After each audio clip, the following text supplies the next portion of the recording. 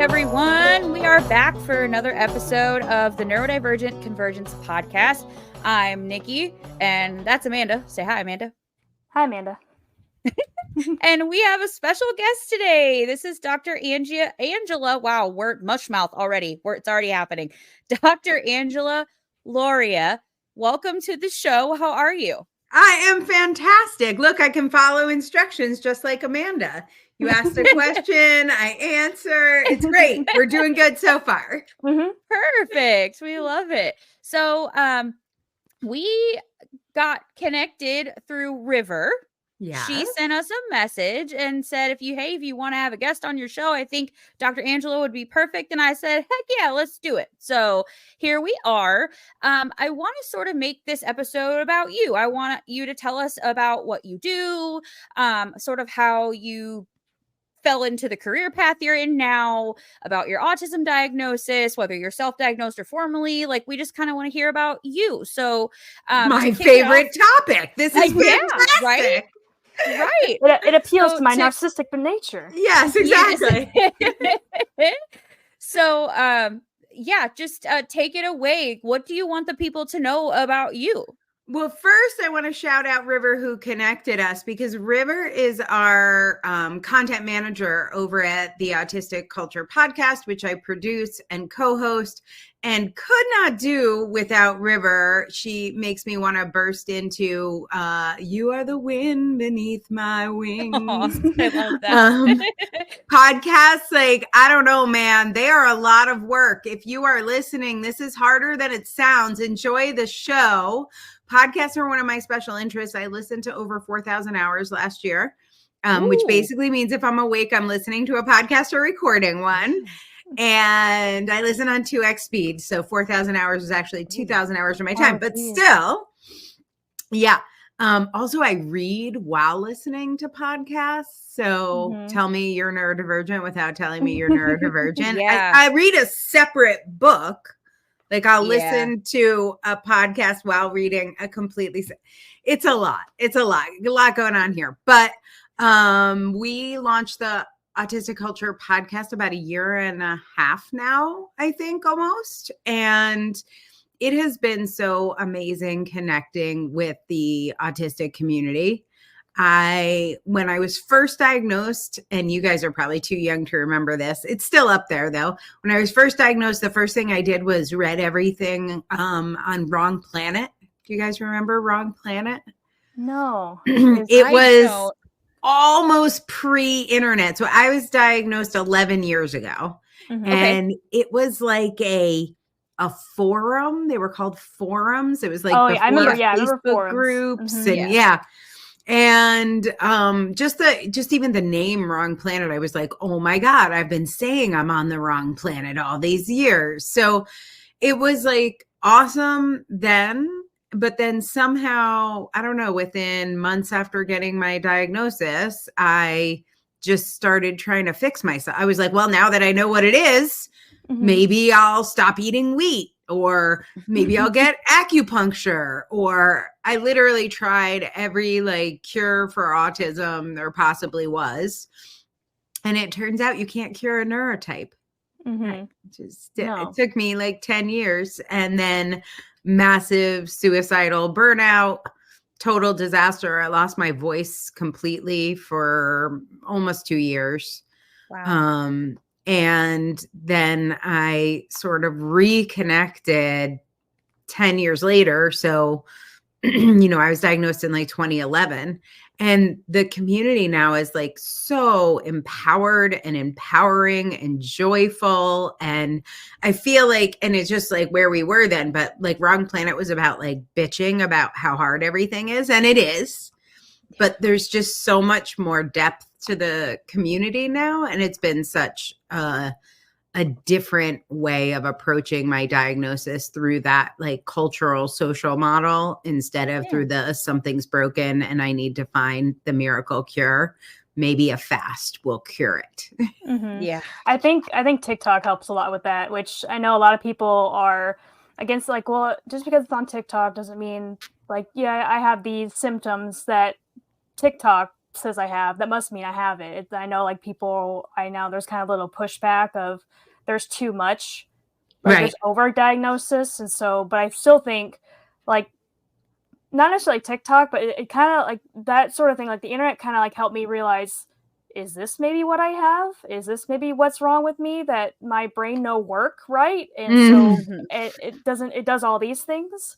So I can yeah, it too. that was, I mean, it was TikTok in the pandemic where I like, even though I had been diagnosed, but I should tell you my diagnosis story because I think it's so invalidatingly, it's so invalidatingly valid or something.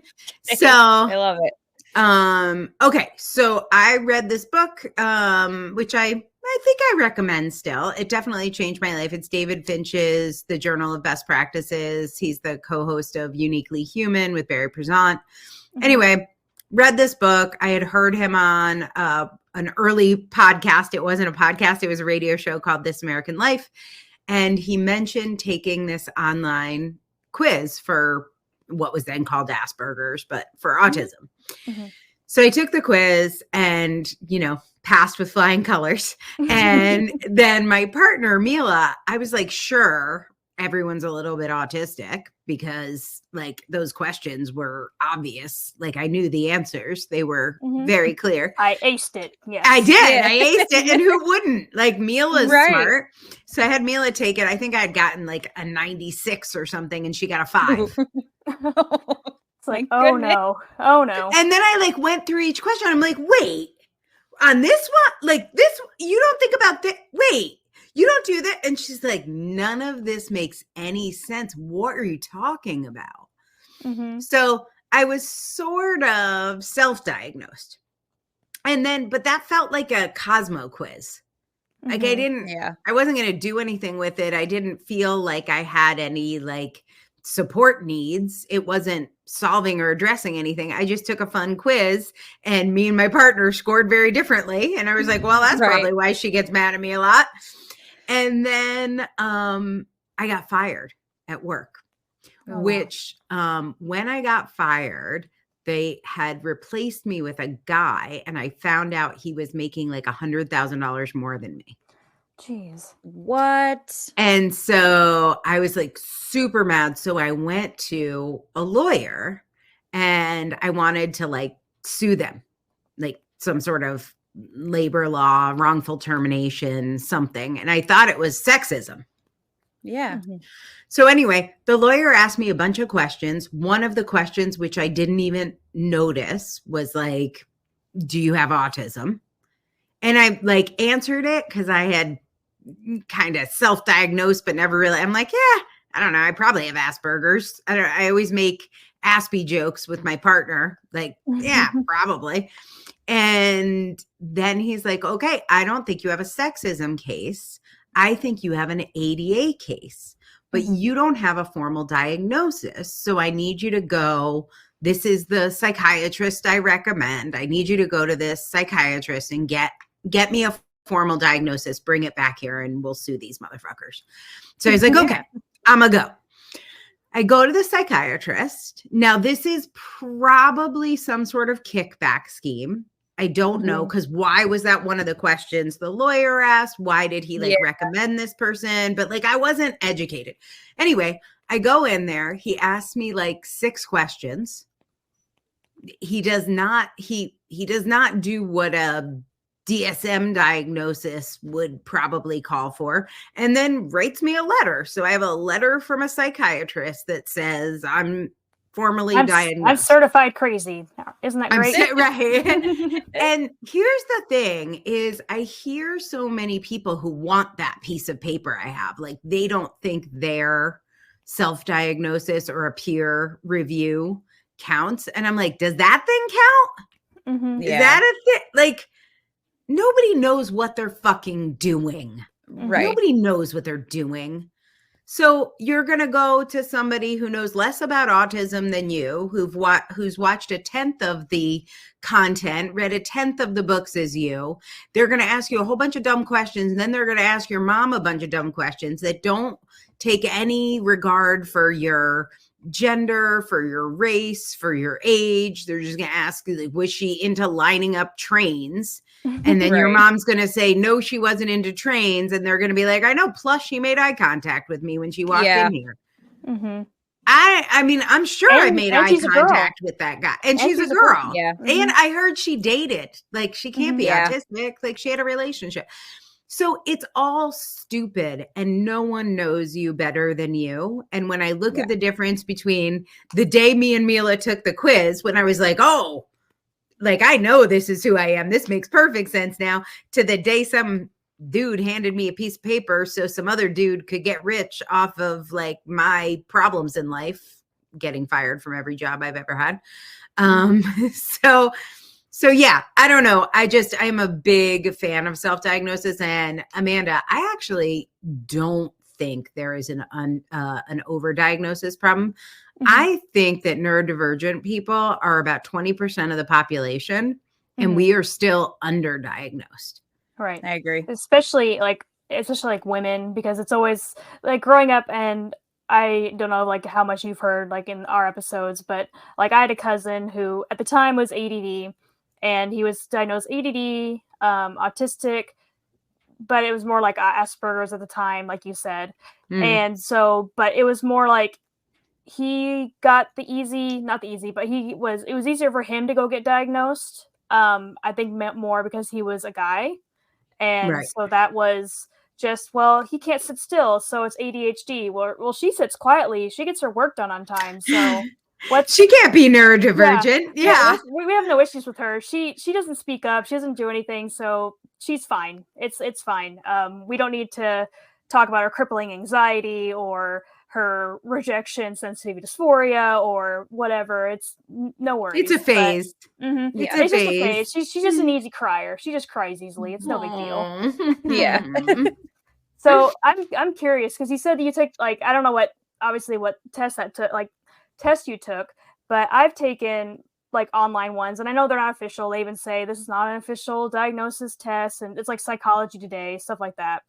And so I'm curious now, because like you said, I take these and I'm like, well, this is a clear black and white answer. Why would anyone answer this? What are the other answers? Like, I was like, what do you mean you don't do this? And so I kind of want to give it to someone who I know is for sure like not like autistic or ADHD. I'm like, okay, answer this. I want to see what your answers are. Like, that was so validating. I actually recommend that to anyone. Like, grab a cat Q. Do not ask a family member, because they are probably neurodivergent too.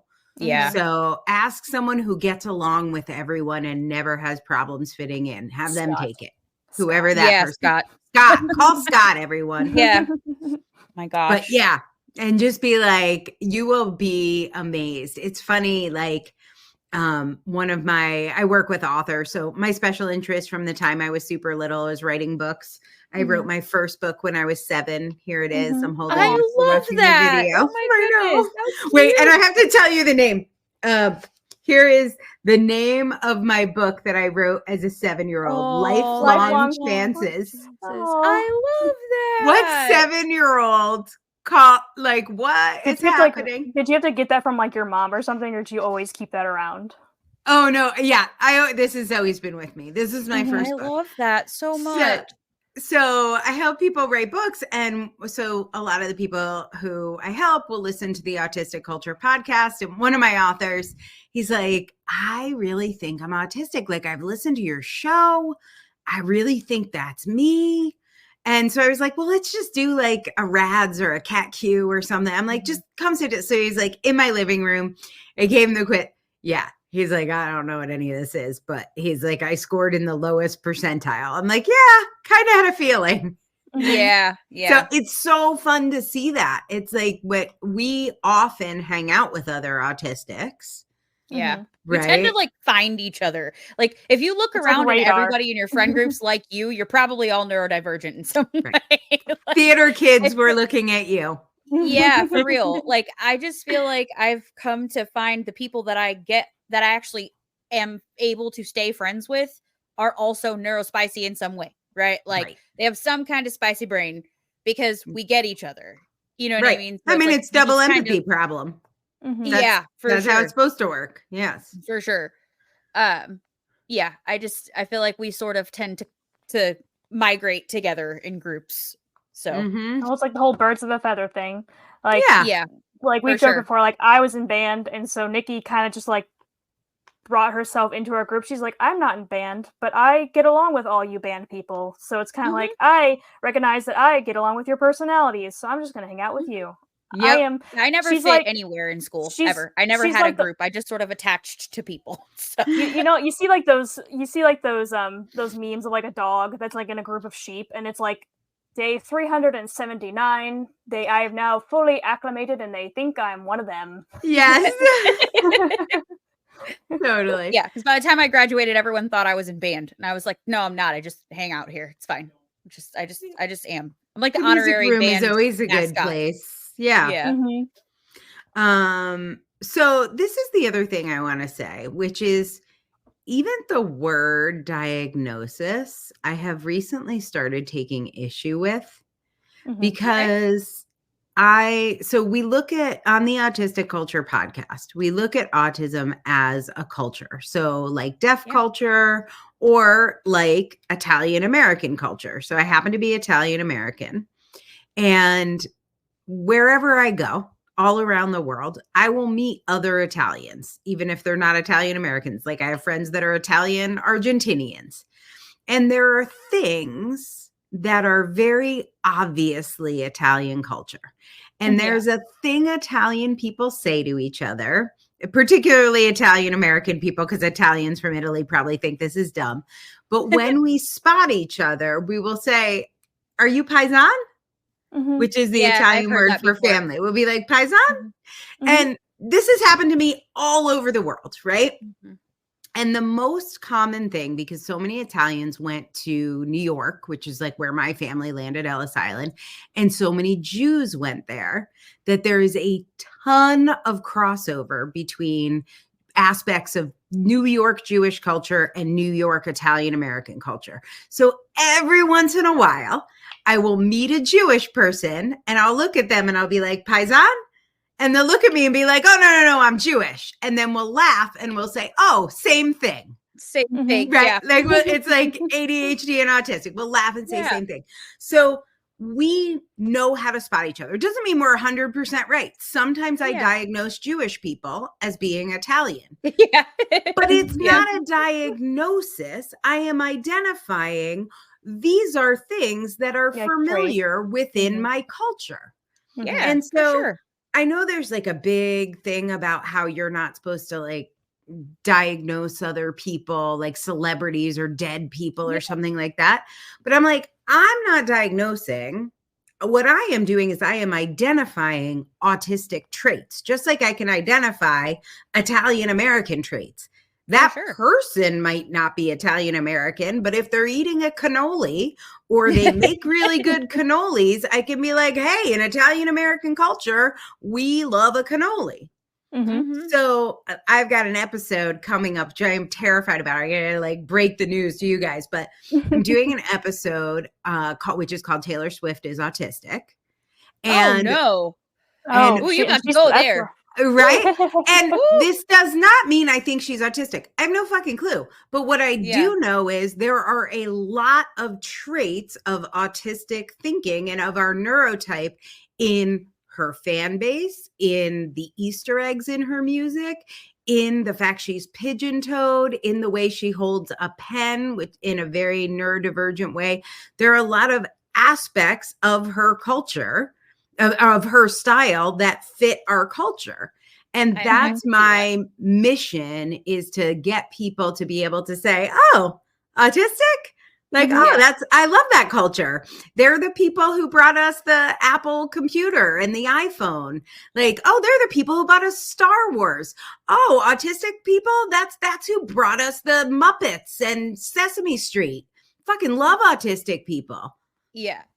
So it's really funny that you just said that, because I truly didn't know that like Star Wars, I didn't make a connection with Star Wars.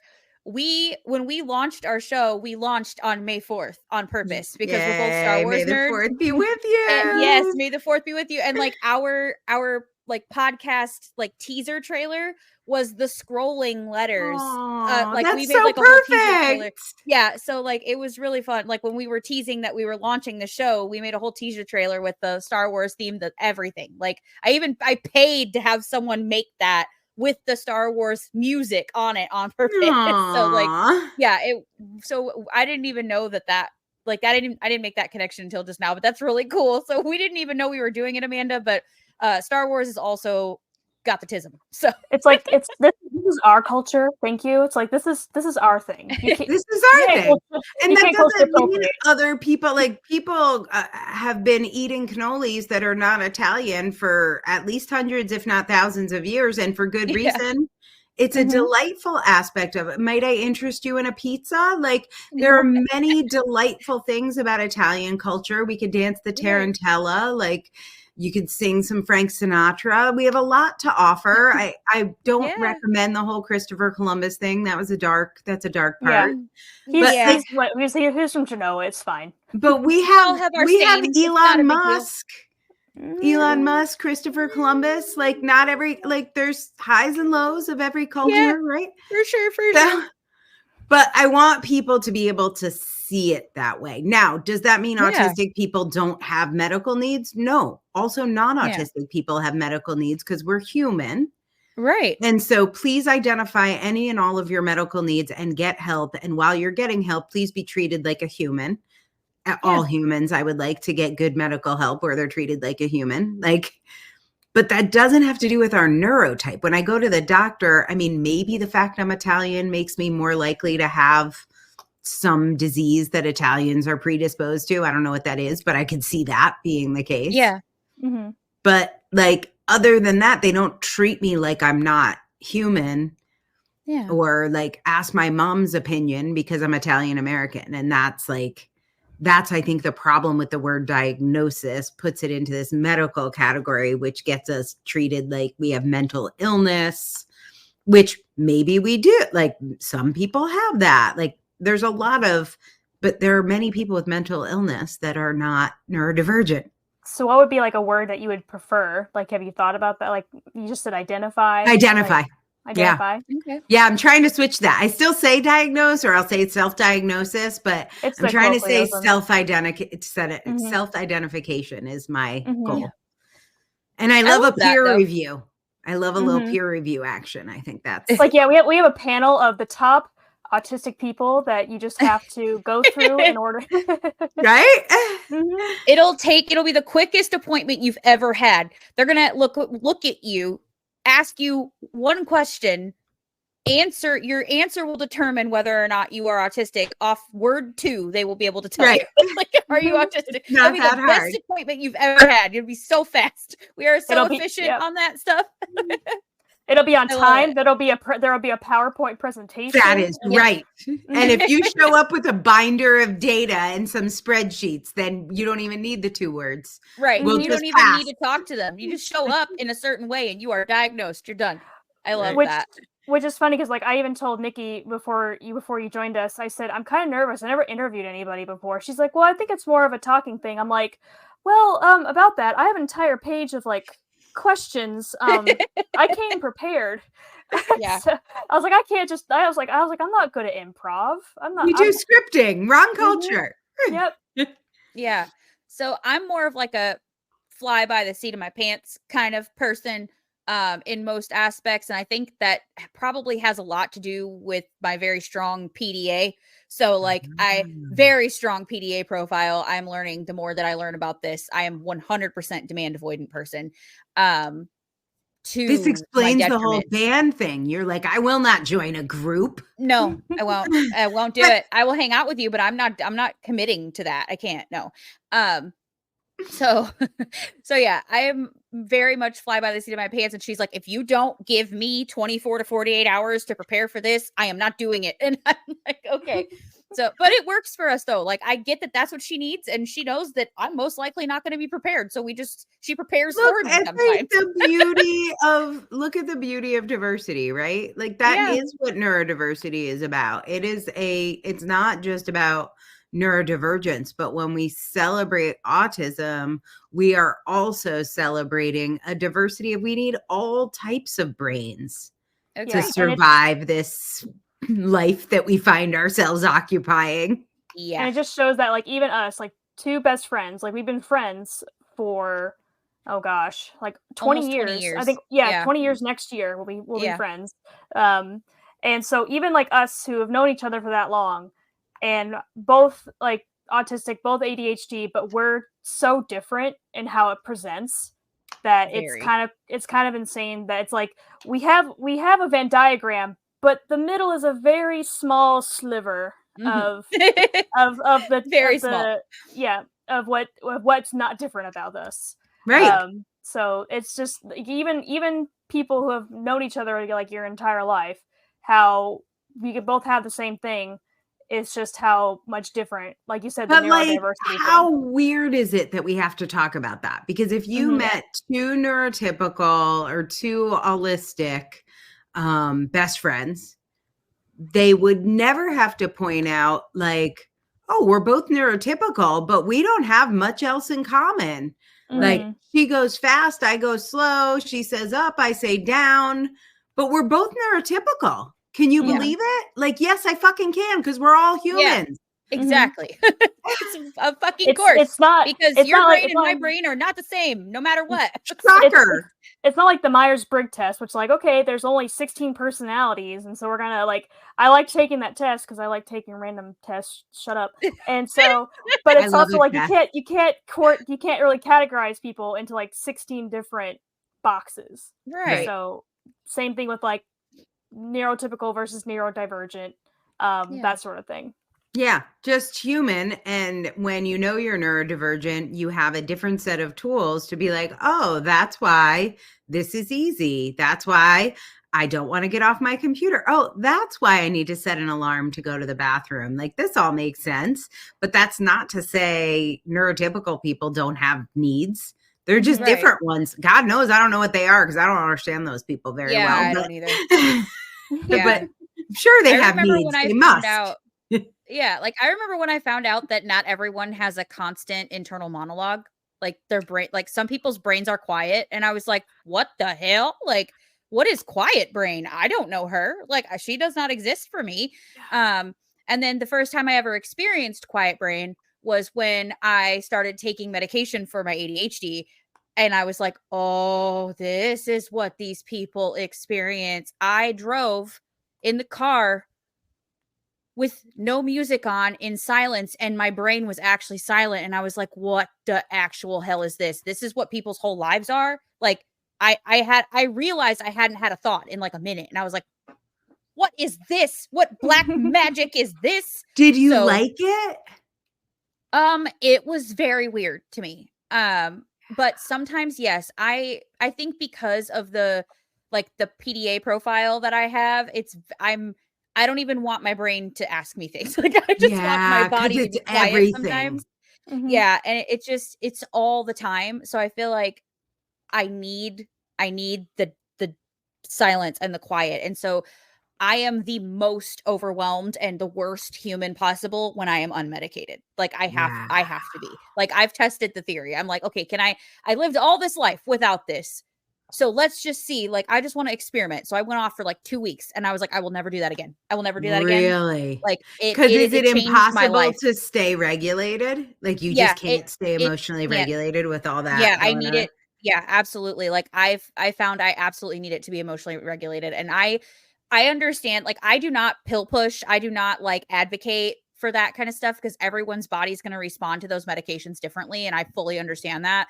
But I say for me, that literally changed my entire life. I went from not even being able to tolerate my kids laughing and having a good time in the other room to being able to at least block that out and not have a like rage meltdown because the noise was so loud that I couldn't take it. Yeah. So like it made me a better person. It made me a better mother, a more understanding human. Like I can absolutely say that medication changed my life for that aspect. So that is fascinating. The same.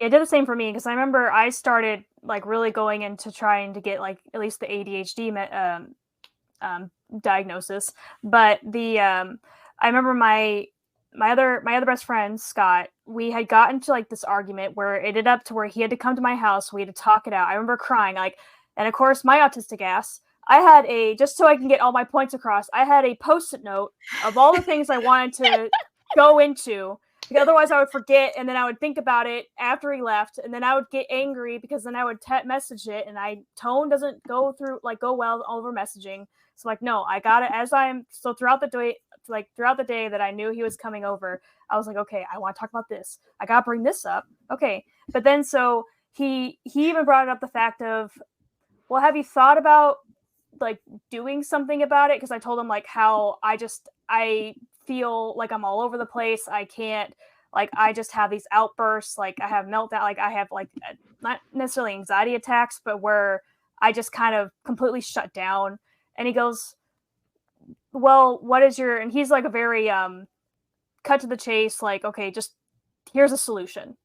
Here's the solution. He's like, well, what are you going to do about it? Like, are you going to see a therapist? I said, well, I thought about, like, I'm really thinking I have ADHD, so I think about going to get diagnosed for that. And so, like, as soon as I came on the medication, like Nikki said, it just was completely mind changing. Like, even my, like, the therapist that prescribes it to me, when she goes, well, how is it working for you? I said, well, the fact that this and this has happened, and the fact that I'm medicated has maybe not completely melt down over it, which normally if I wasn't medicated, I would have a panic attack.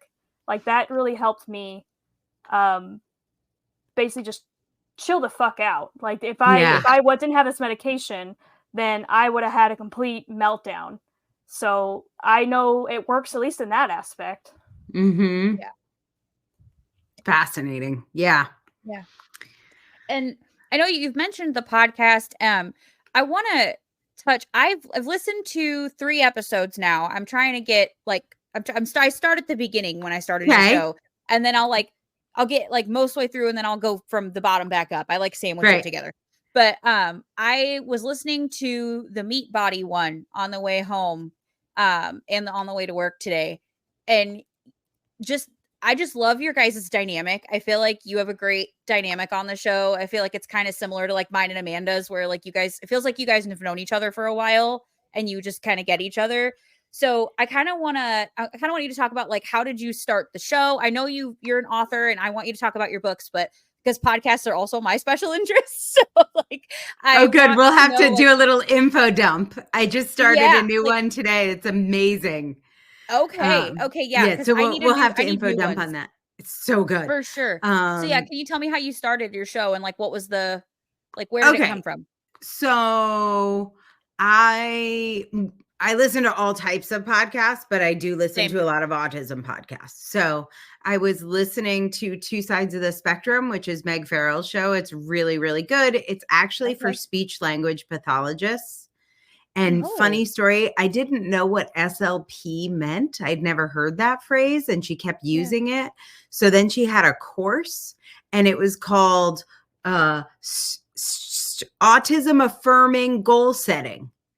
And I was like, oh, that sounds good. And I signed up for the course, and it turns out it was continuing education credits for speech language pathologists on setting goals for their children who are their clients in a way that didn't pathologize their kids. I thought we were going to like make a vision board together. I was like, I'm in. Let's set some goals, Meg. The assignment. Let's approach shit out of this. It's very funny. Anyway, so I listened to that podcast, and apparently I buy products from Meg that are not for me. And I did the whole thing because autistic. I mean, I bought it. So I'm like, I got my CEUs. I'm not a speech language therapist, but I've got my half a CEU credit. Anyway, very proud. So I was listening to it, and I think everybody who loves podcasts or radio shows has these like driveway moments when you're home, but you really don't want anyone to notice you have pulled the car into the driveway because you need to finish this podcast. So Matt Lauria, who is my co-host, was on this show, and he read, and I think it's our episode 22, so you can catch it there too. But he read this children's story he'd written called The Legend of Autistica. I talk about it in episode 1. It blew my mind. I cried. I was probably in my car. The whole story is like 10 minutes, but I was probably in my car for an hour, just like weeping. It explained my whole life, the way he told it, his voice. And I just had this feeling, which I've had about other people too, like say Michelle Obama, where I'm like, we definitely should be friends. Russell T. Davies, I am convinced he just doesn't know it yet. We're going to be friends. And so this guy on this podcast, I'm like, we're going to need to be friends, and I'm going to need to make that happen. So I went on his website, and he had like a professional consultation. It was like, I don't know, $250 Is that the or Doctor something. Who guy? Yeah, Russell T. Davies. Yeah, he's like, I know that name sounds familiar. Yeah, I'll let you know when we're friends. I'll see if I can get him to come on the podcast. Yeah, it's gonna happen.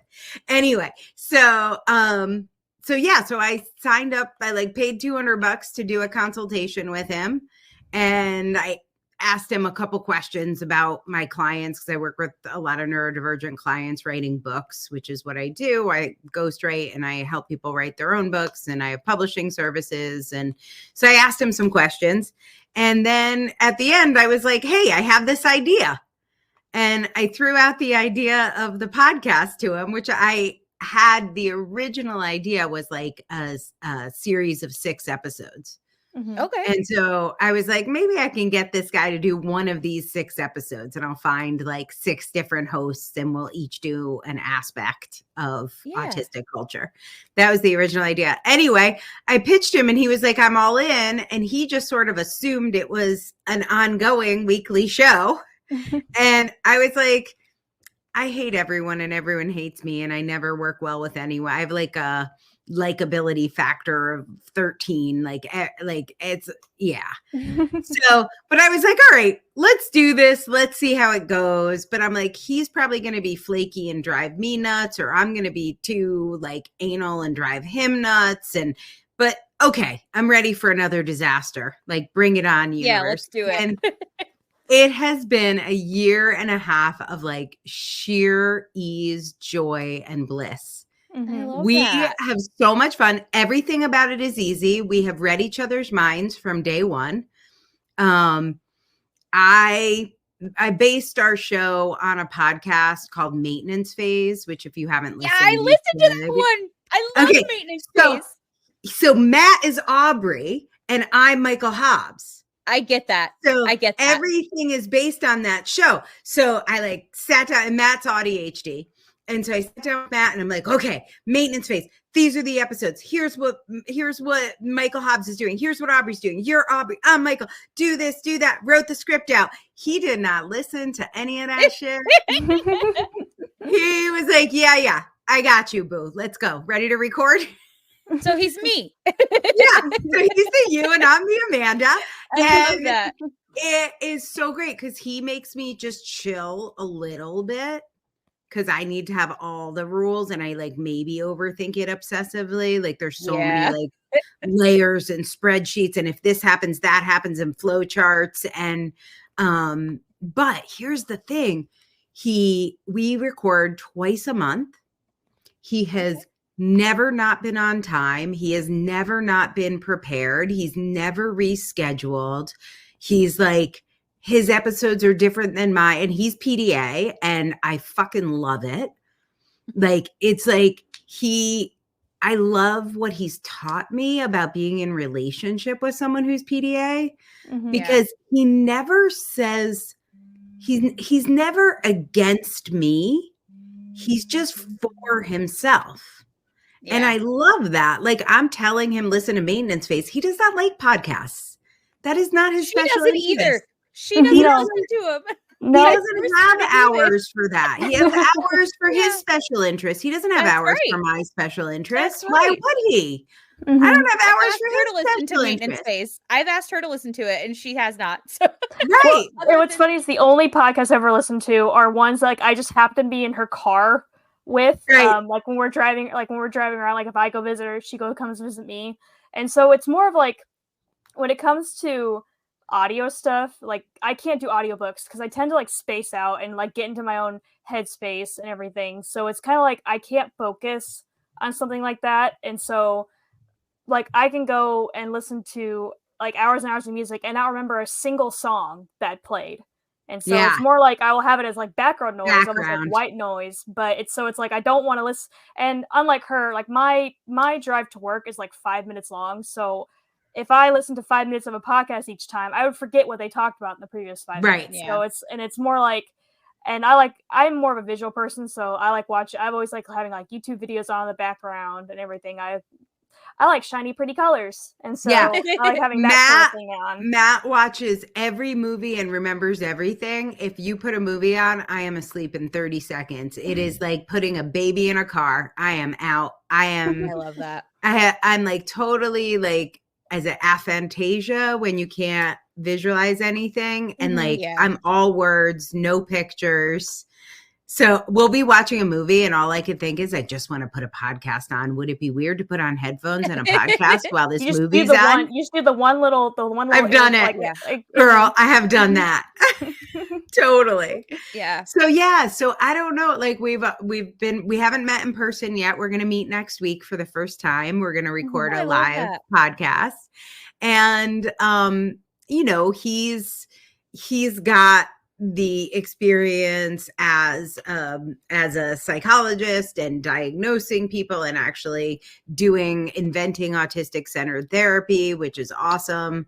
My interest is much more in like the art of it. And that's what's been so fun is like creating something. I think that's like really special. So we have had a blast doing the research and the episodes. And so, yes. And the way, I will say something about listening to it if you decide you want to check it out. I, like you, Nikki, know the rules of podcasts. Please go back to episode 1 and listen to them in order for the greatest enjoyment. However, if that sounds like torture, what I recommend you do is scan through all our episodes, find one of your special interests, and listen to our topic on that. So if you're into trains or you're into Doctor Who or you're into Star Trek or you're into Magic the Gathering or Dungeons and Dragons or Pokemon or poetry or architecture, like we've got an episode on each of those things. You can, if you're into sex, we have a kink episode coming up soon. I'm very excited about.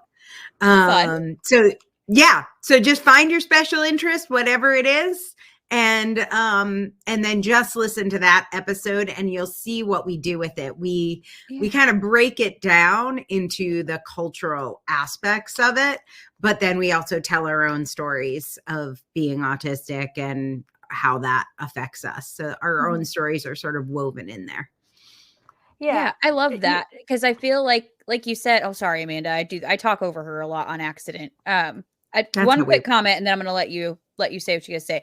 I like the fact that you're focusing with the podcast on the culture and not like, because I feel like with us, because her and we're late diagnosed as well, self-diagnosed autistic, both of us, but both formally diagnosed ADHD. I was diagnosed in 2020, but I feel like I have 2 autistic children, but I'm still learning about what does it look like in an adult, right? So I feel like I'm having to go back and learn about autism all over again.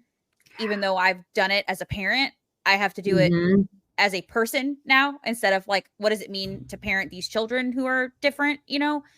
And I feel like a lot of our first episodes are very like clinical. It's like, okay, what is this? Like, how do we define this? We want to learn about this aspect of being neurodivergent. And that was sort of the premise of the show to start. But I feel like now we've sort of found this flow where it's like we share a lot more of our personal experience now.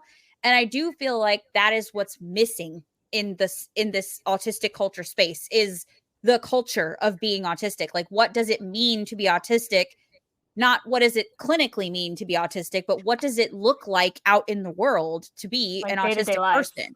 Yeah, I feel like we go through checklists and like we do one episode on each item on the checklist. They're like interoception. We should do an episode on that. Like proprioception. We should do it. And we're going through like all these checklists, but culture doesn't work that way. I'm not going to do just a cannoli episode and a talking with your hands episode. Right. Like that's Italian culture. All those things come together. Yeah. You know, so. Yeah, I get it. So I feel like that's how it started. We were running the checklist, right? And now it's like we're in this flow.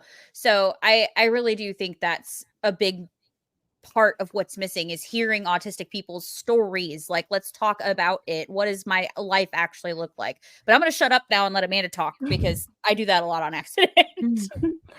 It's okay. So earlier you said like your passion right now is like helping other people write. Like, let me see if this even worked. I don't know if this is going to cover your face. Kind of. So in your book, like the difference, I'll move it in a second. Yeah, the difference, 10 steps to writing a book that matters. Like what brought you to, like what drew you to writing these kind of motivational guides, like, or like not self-help, not really how to, but you know, like basically like, this is here's a best course of action on how to get this done. Like what kind of Yeah. So I was a ghostwriter. That was my original job. So first I was a ghostwriter because I was writing people's term papers. Oh, that's how I got through college. So I charged $10 a page, and I wrote people's term papers in college. So I was a ghostwriter before I was a ghostwriter. And then when I graduated, I started writing books for other people. I live in Washington, D.C. And so a lot of them were like political memoirs or like candidates or people who were trying to get promotions, things like that. And I would write either their story or maybe like a best practices guide or whatever. And then I did that for a super long time, and 17 years. And then I started Difference Press, which is my publishing company. And I started that in 2010. But that book you just showed came out in 2014. So once I started Difference Press, people started asking me, like, where's your book? And I'm like, well, I have these 56 books I've ghostwritten, but they were on things like finance in Hong Kong or like George McGovern or like political random candidates. Like, would you have to do like, I guess I don't really like, I know what ghostwriting is, but it's like, would you have to do all this research or there would be like, okay, here's the outline. Now make it look good. Here's no. How does that work? You start with the outline. So the main time I would spend with my clients would be doing the outline. And then once I had the outline, either I did all the research and filled it in, or if it was a memoir, I would interview them for each chapter. So you did like you're a definite jack of all trades. Like, okay, I don't know about physics, but I'm gonna learn today. So but like the thing is, my thing is actually writing the book. It doesn't matter what it's about. I don't even really, I do like learning about it. So I do remember some of the stuff, but sometimes I write shit. Like I did, like, I think it was 10 books roughly about the Y2K computer problem. Yeah. Oh. And I don't know anything I wrote. I don't know. It's like taking a test. It's like, I remember writing it. Mm-hmm. I remember how I organized the data. I remember exactly what my dining room table looked like, where my dining room table was, what color my wall was painted, what socks I was into at that time. Like, but what the books were about, like, I could write anything, like literally anything, but it's like amazing. The process that's super exciting. And then sometimes there'll be a topic. I'm working on a book right now about interoception, and I am really into it. So I just did a book about some sensory stuff for autistic people. That's a guide for parents. That was super fun. So one of the reasons I like working with autistic people is like autism is one of my special interests. So those books are more fun. Like I'm not into country music or guns. So writing books on country music or guns would not be fun enough for me to want to do it. I could though. I could write a book about anything. So then I had to write a book with my fucking name on it. Yeah. It's like damn, it actually has to be good. I can't just right. It might be like a masking thing. It was the scariest thing. It took me 4 years to write that book. I can ghostwrite a book in 6 weeks. Like I've ghostwritten books in 3 days. I can write a term paper easily in an afternoon. Like 4 hours. You want a 5-page paper, 4 hours max. I think it's kind of like almost like performance anxiety. It's like, well, my name's going on this now, so it has to be really good. Yeah. So, and then the book had to be, because what I was doing was helping people write books, and I still do like workshops for writers. And the purpose of that book when I first did it was to fill my workshops. And so I had to like tell people how to write a book, which I knew how to do at that point. I've written over 50 books, but I was like, who am I to tell people how to write books? Like, what do I know about that? Like, so that's like imposter syndrome sort of thing? Total yeah. imposter syndrome. Like 17 years, 50 books. And I was like, what could I possibly tell someone about that? What if it's not how they write a book? Nothing.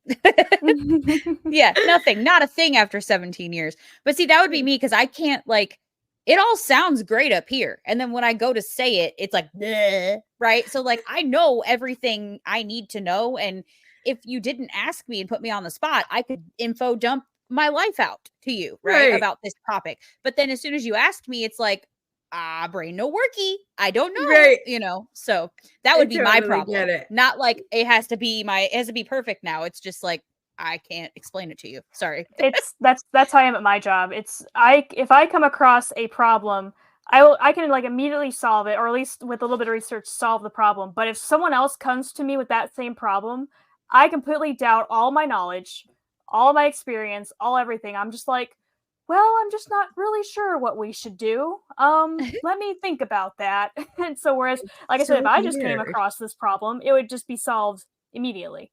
Right. So weird. So anyway, so that's how my first book came to be. It is now probably over 100,000 copies that it's sold. That's awesome. And I've written 7 books with my name on it since then. The most recent one is called The Equalizing Quill.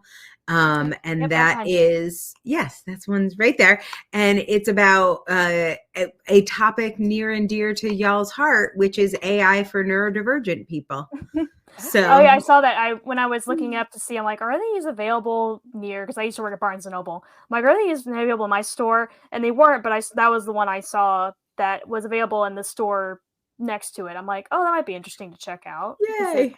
It's like, yeah. Tells lots of good autism stories in there, about technology that autistic people have invented, and also how neurodivergent people, the different ways that AI can help them. So yeah, I'm actually really interested to. I'm not a big reader, so if there's an audiobook format, I would love to.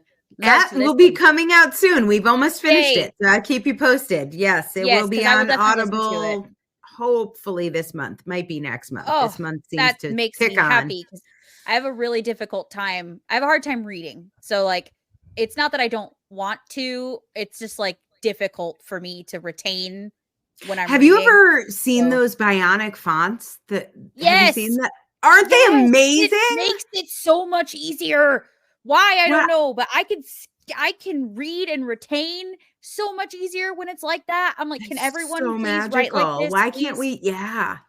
Big fan. I'm a big fan of that font. If you don't know what that is, look that shit up. It's like, really is that the one where it has like the colors, like the different? Yes.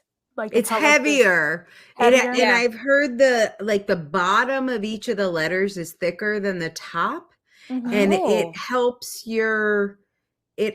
track your eye track from like jumping lines. It's like having a ruler. If you ever read with a ruler, holding a ruler to like stay on the line, it kind of does that and other magical things. It probably just helps you focus then. So it probably just makes it easier to focus because it's different.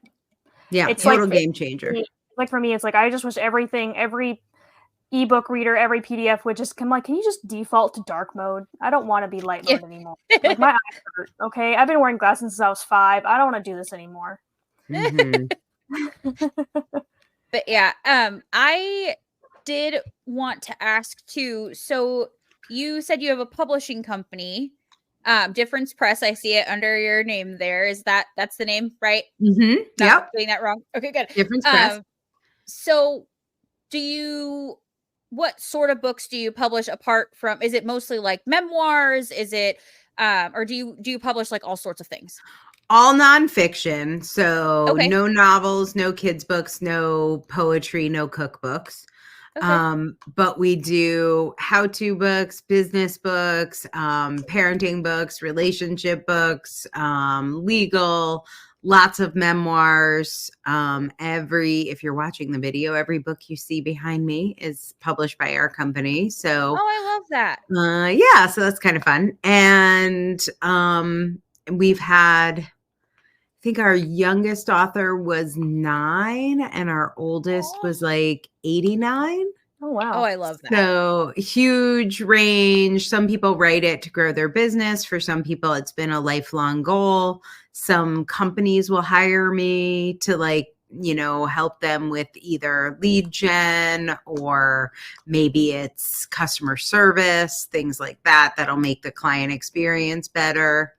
We're doing a guide right now for lawyers on how to handle victims of sexual assault more in a more like trauma-informed way.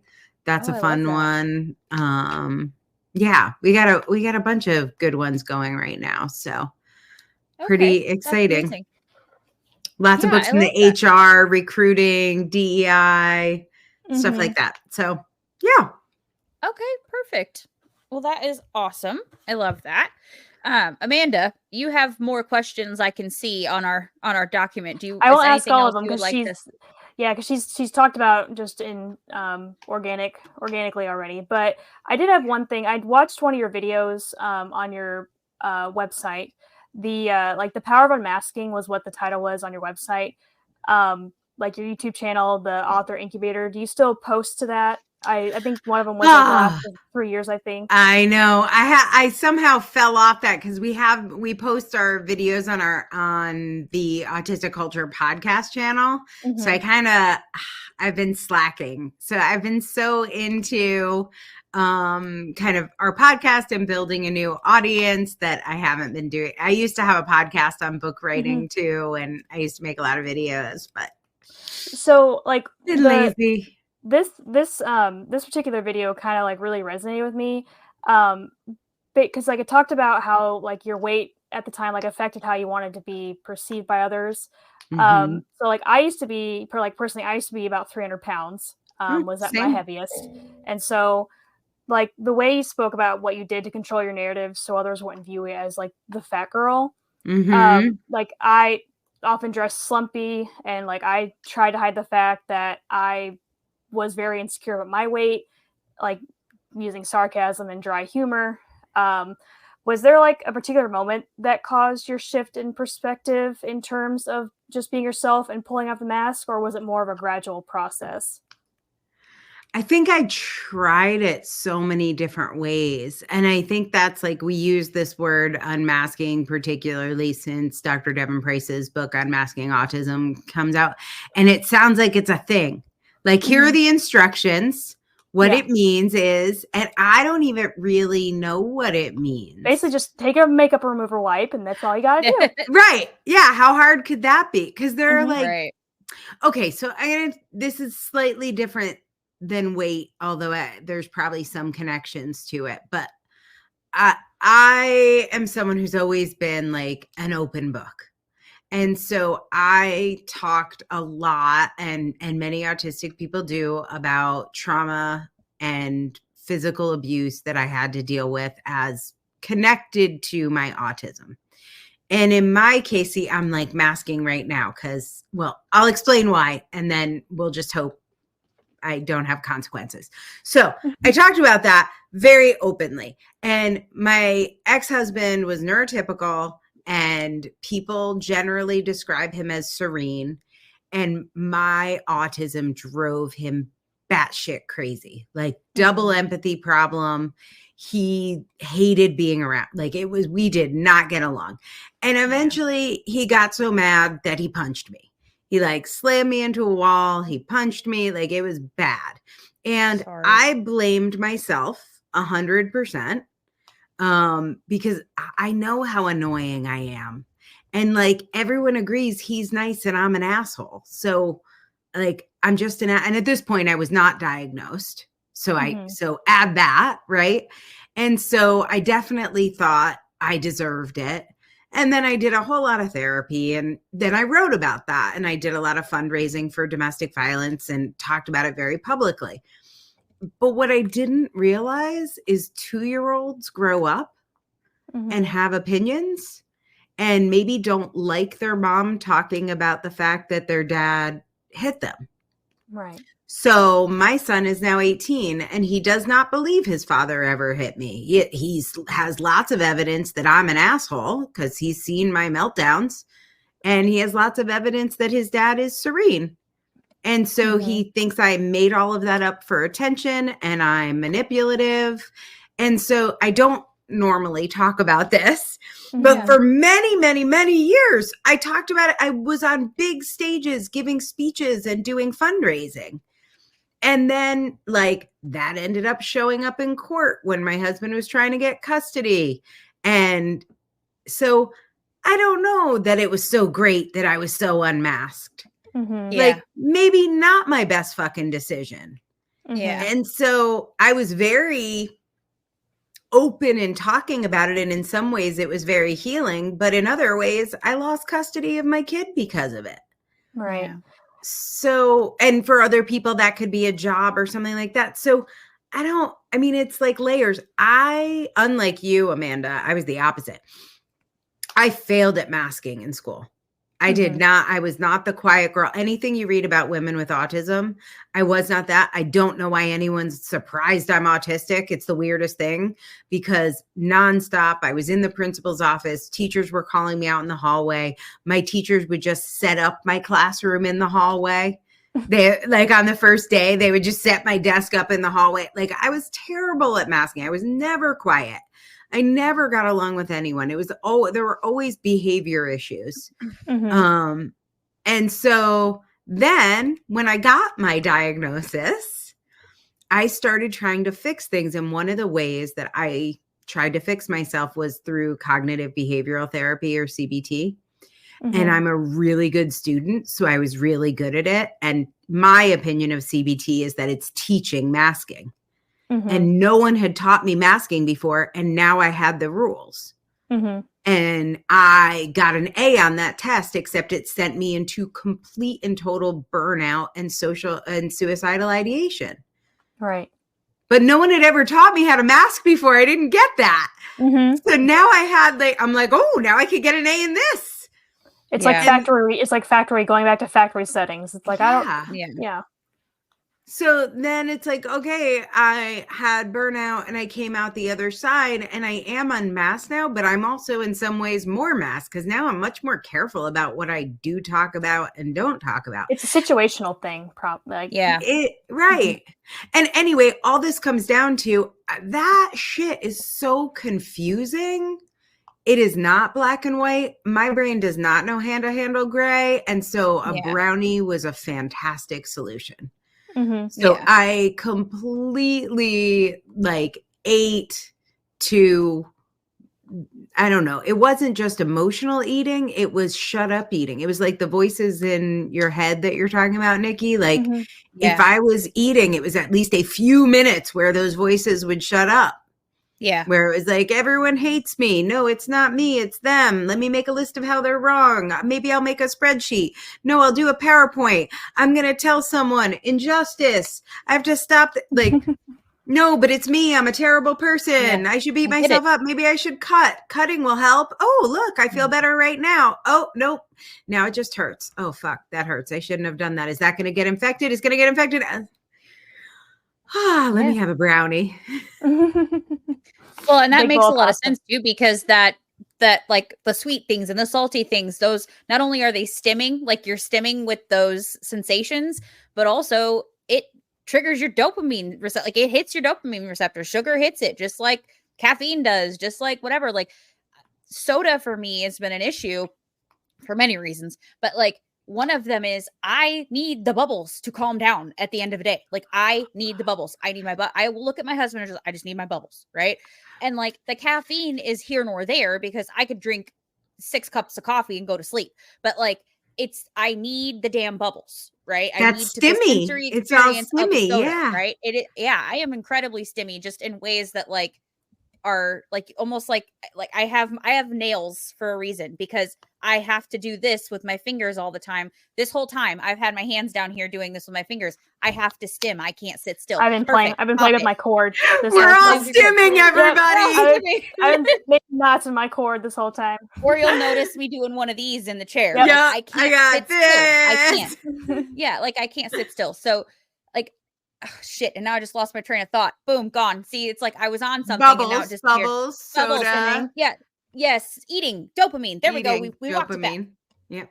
So it hits your dopamine receptors. And what do we need when we're neurodivergent? We need the dopamine. Like, we need it. It is necessary. And I honestly don't remember. I'm sure your co-host would know much better than I would, but it's like there's a lack of, right? Or do we just process it quicker? I don't remember what that is, but like either way, we struggle with the dopamine and keeping it there, right? So yeah, and those things trigger that. They trigger our feel-good hormones. And so it's food makes sense. And I stim with food a lot. Like a lot. Mm-hmm. So I can 100% resonate with that. Yeah, for sure.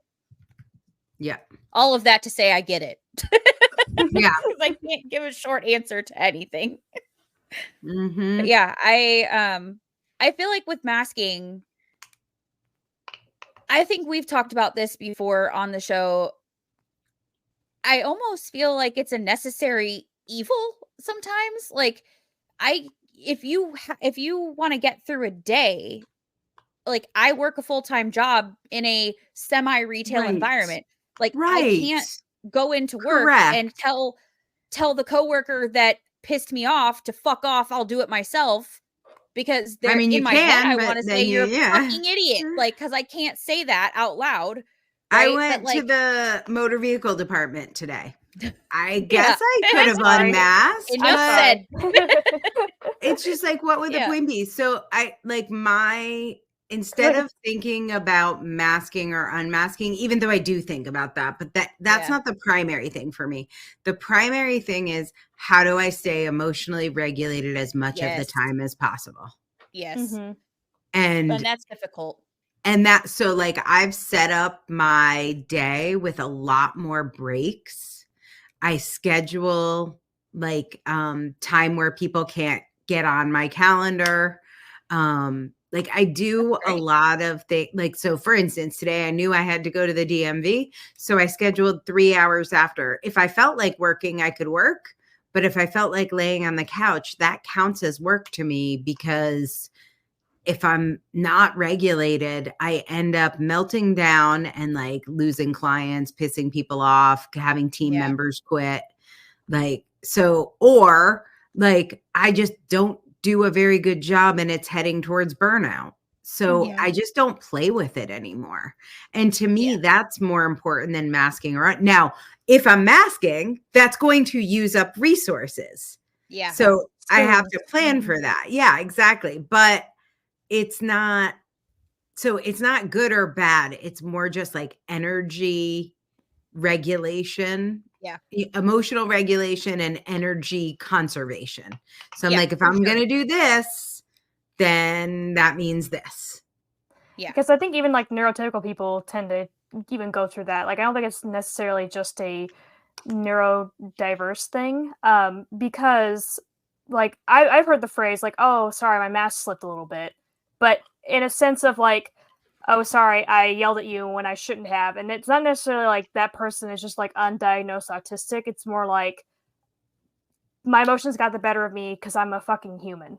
So like I didn't process that before I like spoke out loud, before I talked to you, before I did this, before I acted this way. So I think even like neurotypical people tend to like, or can experience that sort of thing too. Because it's not saying like all neurotypical people are like, oh, they're just really good at emotionally regulating. Like, because we've seen people, obviously, like you said, your ex-husband, that he obviously didn't emotionally regulate well. So that sort of thing. But yeah, I mean, obviously we're processing so much more information. Like, it's hard for everyone, but when you're processing 42% more information, it just makes sense. You're gonna have more meltdowns and overstimulation because there's just more coming in. Yeah. I know we're like past the hour mark, so I don't know how much time you have tonight. I don't want to take up your entire night, but if there is anything else like you want to say, if there's any other questions Amanda has, I think you've hit the end of your thingy, right? Yeah. Your so list. I think everything is pretty much all what you answered. Okay, perfect. All right. So we can wrap it up here. Is there anything you want to leave our audience with? Like, I know I definitely tell everyone where to find you, where to get your books and everything, and we will make sure to link everything in the show notes. Wow, here go the mush mouth. It's past 8 o'clock, Amanda. It's happening. It's happening. Every time past 8 o'clock, my brain just starts slowly shutting down. So I totally get that. I don't have anything else. Okay. Do you want to do Mad Libs? Yeah. Oh God. Yeah. We forgot about the freaking Mad Lib. Oh my God. Do you want to? Yeah. Okay. I'm like, I'm here for the Mad Libs. Come on. I was promised Mad Libs. We were going to start it that way. And I just was like, oh, she's here. Let's talk. You know what I mean? So it's okay. It's fine. They know what to expect on this show at this point. It's a shit show. We always say, welcome to the shit show. This is what it is. It's never the same. You know, we're 42 episodes in at this point, and you think we'd have figured out this shit by now? We definitely don't. So it's fine. It's totally fine. Amanda, do you have it in front of you? Because mine has disappeared somewhere. Oh, it's on the bed. Okay. I do. See, not prepared. Yes. Not prepared. Okay. She's like, I've had it ready since 5:30. Thank you very much. Well, I even had the time wrong. I had the time wrong. I thought it was 6:30. So I'm like, I'm gonna get it 6:15. She's like, it's gonna be 6:45 for me. I'm like, you're gonna be late. Yeah. She's like, I'm not late, damn it. I had to close the store. I'm like, girl, I'm not gonna be on here at 6:15. I'm gonna be clocking out of work at 6:15. But okay, so you got it, Amanda? Yes. So first thing I need from you is a plural noun. Chimpanzees. Ooh, I love it. I feel like I'm glad we have an author to pick words because we're always struggling. Like we have to do this ahead of time. Yes, because we always struggle. Adjective.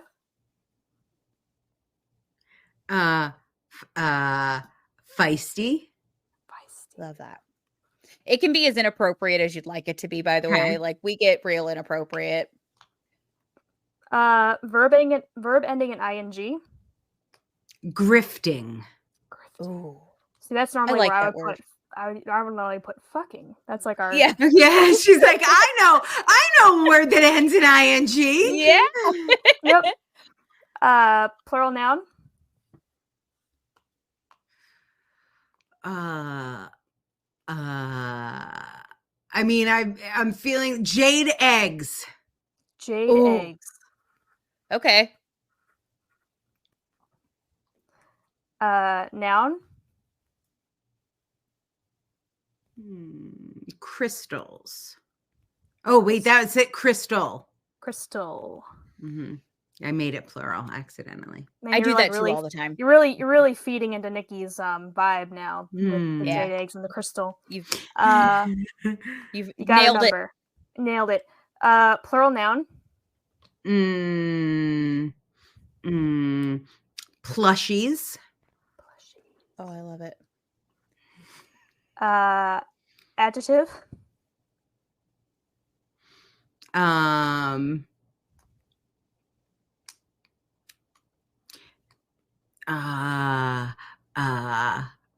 Shiny. Shiny, happy people. Color. Ooh, iridescent purple.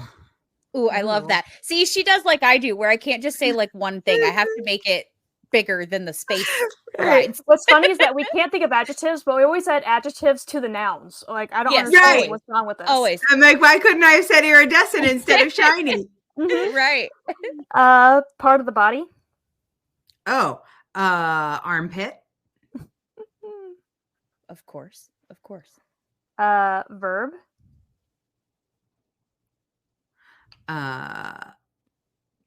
Pulse.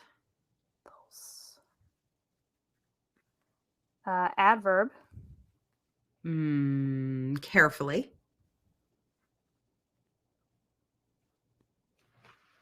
A few more. Person in room. Oh, I mean Amanda. Amanda. Love it. Adjective.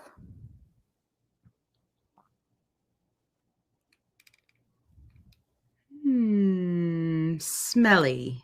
Smelly. Ooh. This is when I start looking at like the movies and books behind my name. Like, where's? I need words. Yeah, I'm like, what is an adjective? I Mhm. suddenly forgot. I write books. Yeah. Verb. A verb. Survive. Yes. I will survive. Adjective.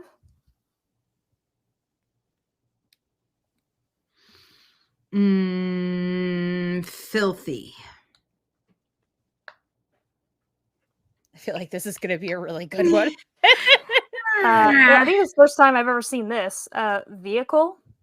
Oh God! I A have forklift? never seen Forklifts. Yeah, it's like this is the second to last Mad Lib. This is the first time or third to last Mad Lib. First time I've ever seen vehicle on here. Yeah. I I don't think I've remember. ever seen vehicle in a Mad Lib period ever in my entire life. So that's a first. Two more. Verb ending in ing. A verb ending in ing.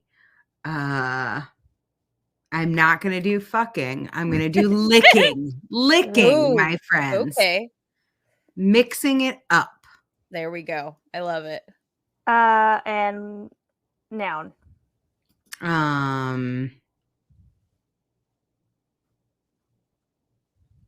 Capitalism? Sure. I love that. This will make the conservatives very happy. Okay.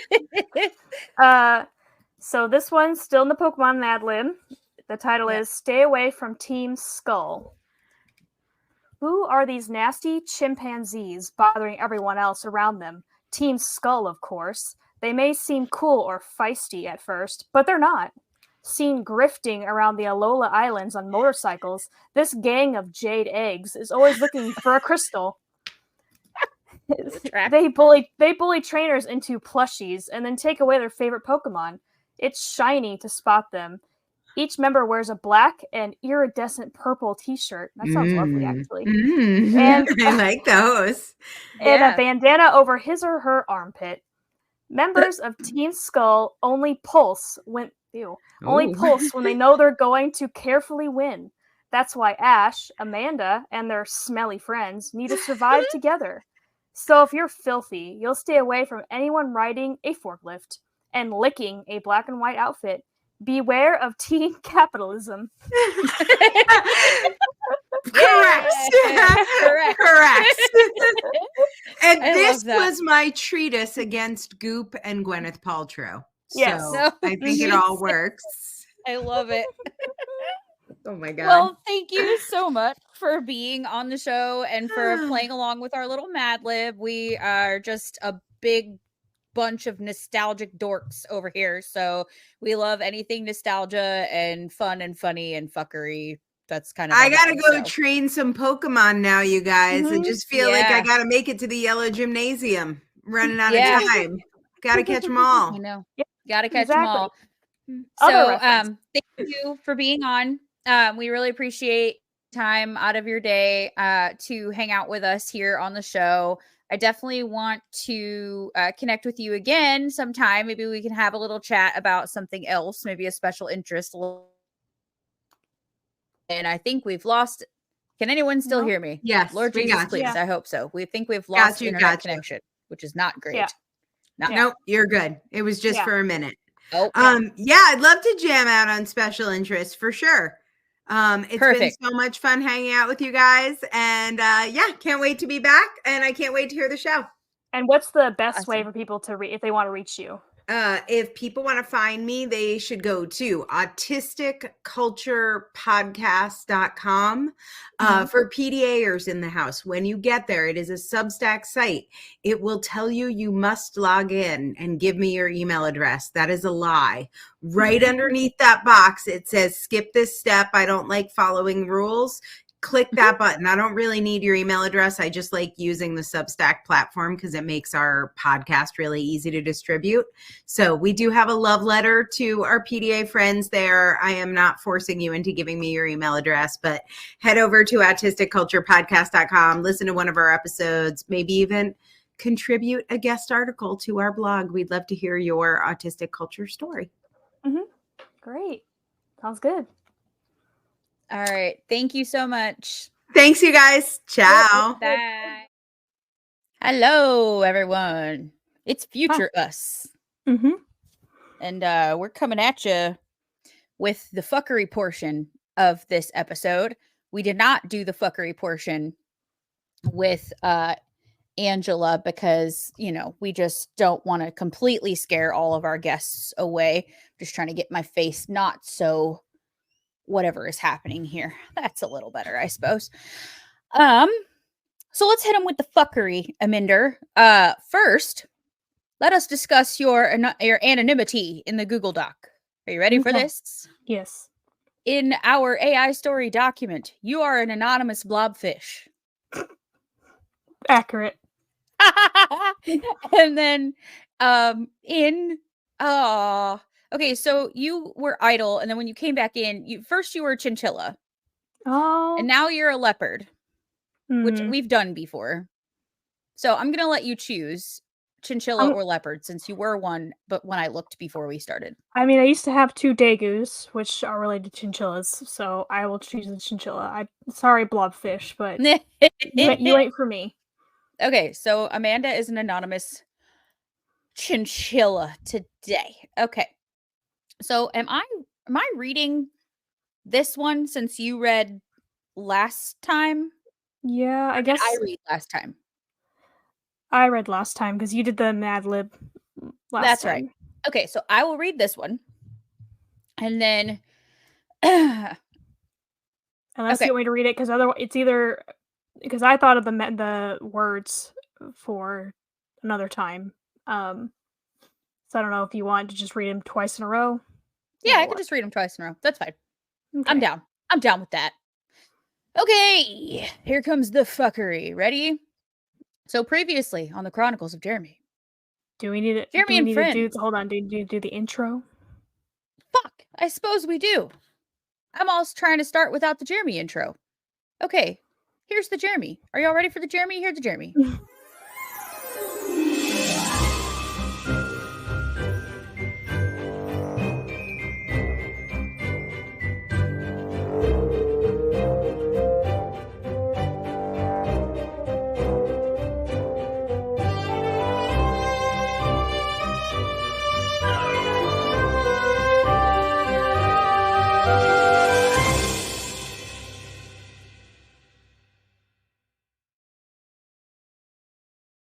Okay. I like that it's Anne Velvet. Like, she don't get a title. She's just Velvet. And Velvet. Well, we've not given her anything else, but Yeah, the AI hasn't graced her with a title. No, so. No. Okay, now we shall read the Jeremy. Okay, previously on the Chronicles of Jeremy, Jeremy and friends were trying to track down Velvet. Meanwhile, Velvet encountered a snarky mermaid who told her that her friends were close by. The gang reunites only to be met with a rather unusual sight. Okay, now this is not AI. This is me. For this week and next week. So here we go. A fluffy pink cloud had descended right behind them. They could tell something was inside of it. As they stared at this strange cloud, Velvet had made her way to the back of the group, almost hiding behind Sympathy. Suddenly, the cloud parted, and out stepped a perfectly groomed toy poodle. Hair trimmed like a cute little teddy bear. Nails painted a bright, almost neon pink, and a stunning diamond-encrusted collar. Sounds like the wearing. It should say wearing. Yeah, it should say wearing a stunning diamond-encrusted collar, but I can't type, so it's fine. That tracks, Sympathy said sarcastically, as Binky giggled next to her. All she's missing is her pretty pink bows, and she'll be best in show, Binky replied, still giggling. This should have been moved down, and we shall do it now. Okay. In a gruff voice, the poodle shouted, any of you seen a black cat around here? Tall, lanky, ears too big for her head? Who said that? Finnegan asked. The dog did, Jeremy replied. What dog? Wait, you mean a little teddy bear over there? Finnegan said. Who are you calling a teddy bear, punk? The poodle replied, irritated by Finnegan's ignorance. From Brooklyn, here. Oh, it's a mad teddy bear. Did you miss your nap, buddy? Finnegan continued. Listen, kid, you got one more time to call me a teddy bear before... All right, Percy, that's enough. I'm right here, Velvet said, as she stepped in front of Finnegan. What do you want?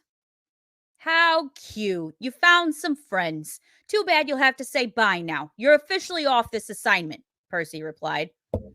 Off the assignment? You can't. I can, and I just did. It's over, kid. You had your chance. You failed again. Now say goodbye to your little friends and get in the cloud. To be continued.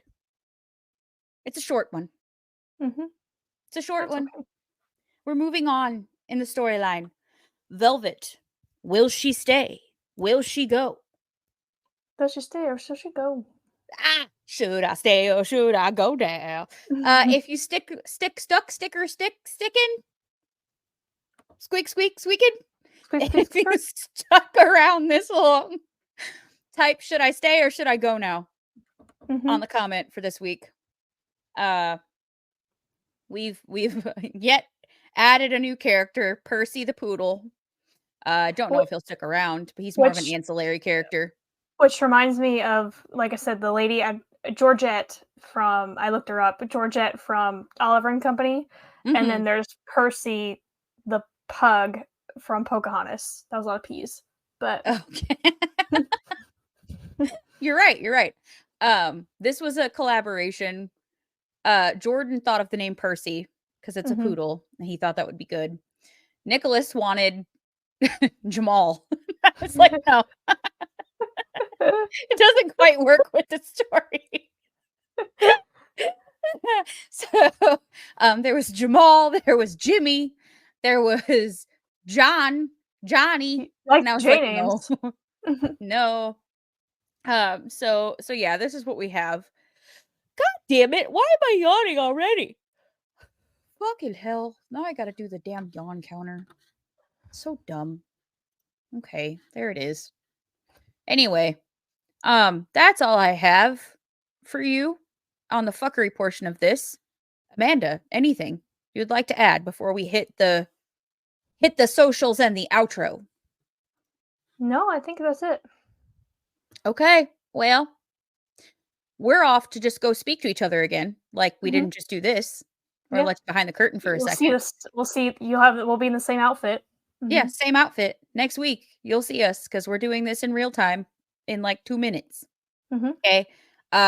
You can find us, per usual, everywhere socials are platformed at the NDC Podcast. You can send us an email at thenDCpodcast@gmail.com.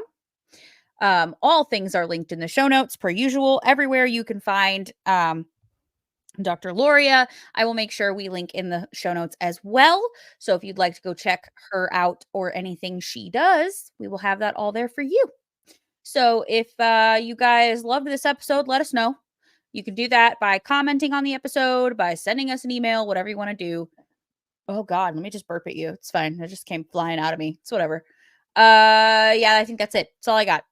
We'll see you next week. Okay, bye. Okay, bye.